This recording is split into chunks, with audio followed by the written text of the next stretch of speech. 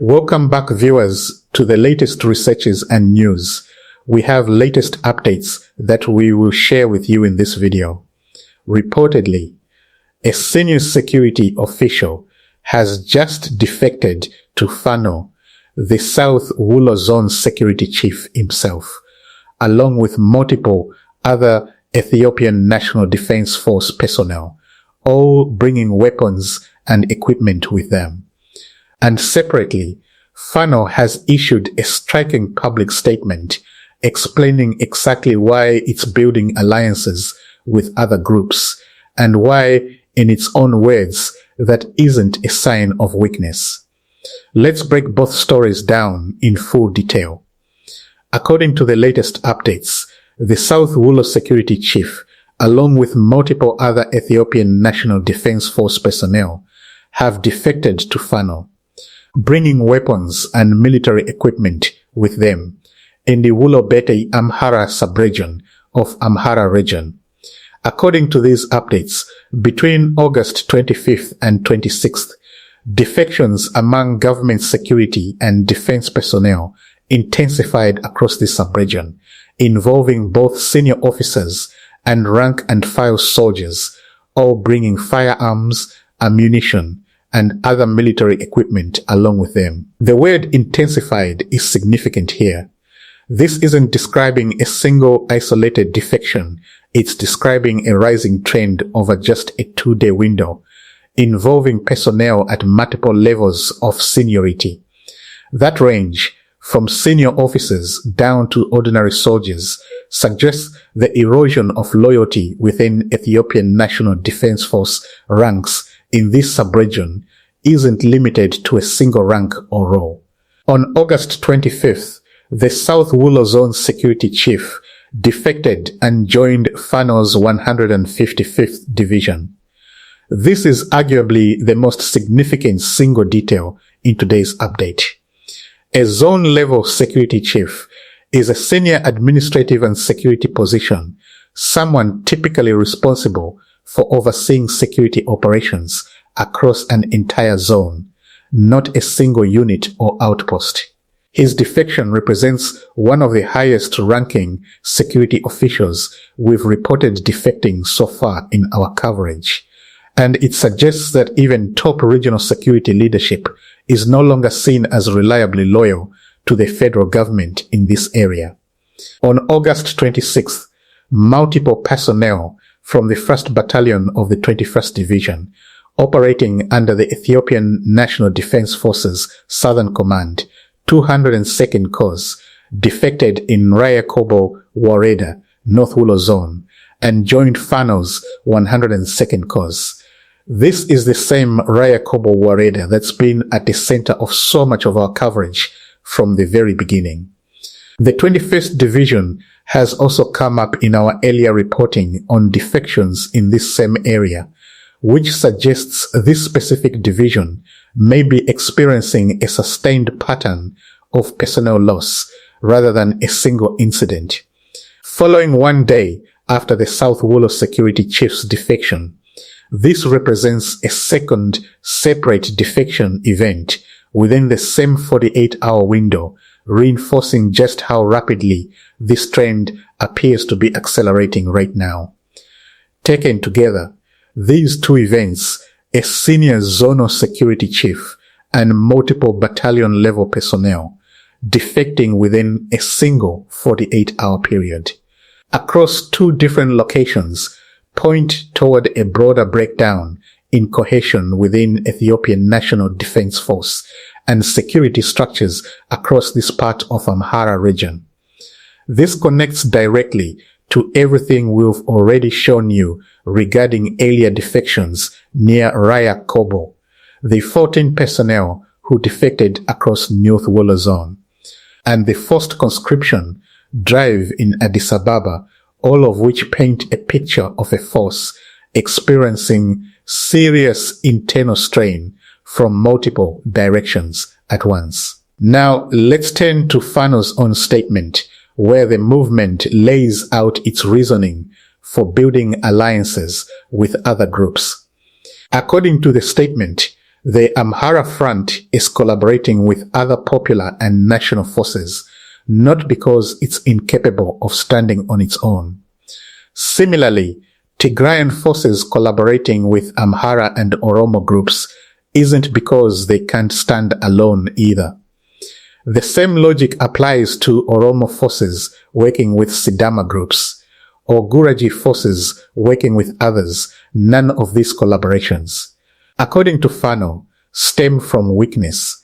This opening framing is clearly meant to preemptively counter a specific criticism, the idea that any group seeking outside alliances must be too weak to stand independently.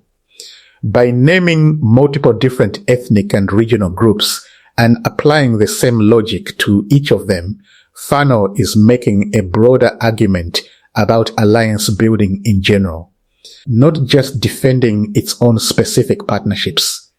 The statement specifically pushes back on narratives like Oromo cannot stand alone against Tigray and Amhara, arguing that this kind of framing applies equally to every side, and that in reality, everyone involved is capable of standing on their own. However, according to Fano, the path each side has taken independently so far has only led to what it describes as mutual destruction. This is a notable rhetorical move, acknowledging that each group does have its own independent strength, while simultaneously arguing that independent action alone hasn't produced good outcomes for anyone. It reframes alliance building not as a necessity born of weakness, but as a deliberate strategic choice made despite having other options. According to the statement, these organizations are coming together not because they cannot stand alone, but because collaboration produces a lasting and more complete benefit than acting separately. As a result, Fano states that these popular forces are collaborating in order to jointly carry their shared burdens. This is essentially Fano's core argument for why alliances like SIMDO and the broader Team-Red coalition make sense not as an admission of individual weakness, but as a calculated bet that coordinated action produces better long-term outcomes than each group fighting its own separate, isolated conflict.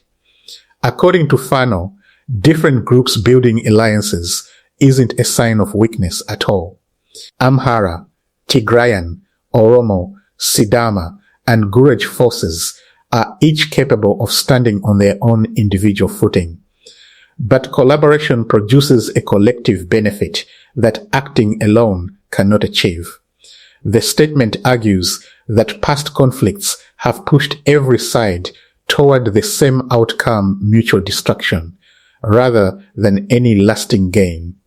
Fano states that the current generation's biggest mission isn't to divide people further, but to unite them and actively promote reconciliation. Its message is that old hostilities and grudges shouldn't be allowed to stand in the way of future cooperation. Fano says it doesn't want to create unnecessary enemies, and that other groups shouldn't automatically be treated as adversaries by default.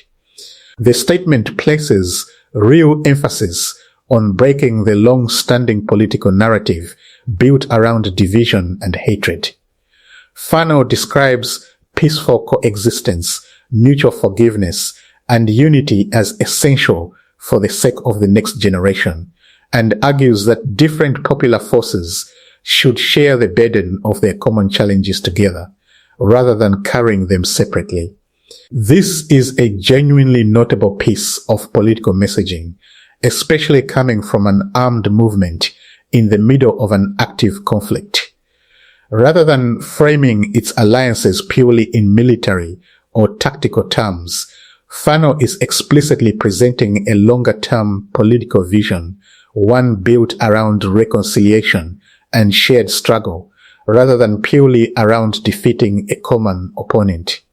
Whether this vision holds up in practice, especially given the internal disagreement we told you about earlier from Eskinder Nega regarding how these alliances are actually being formed remains an open question.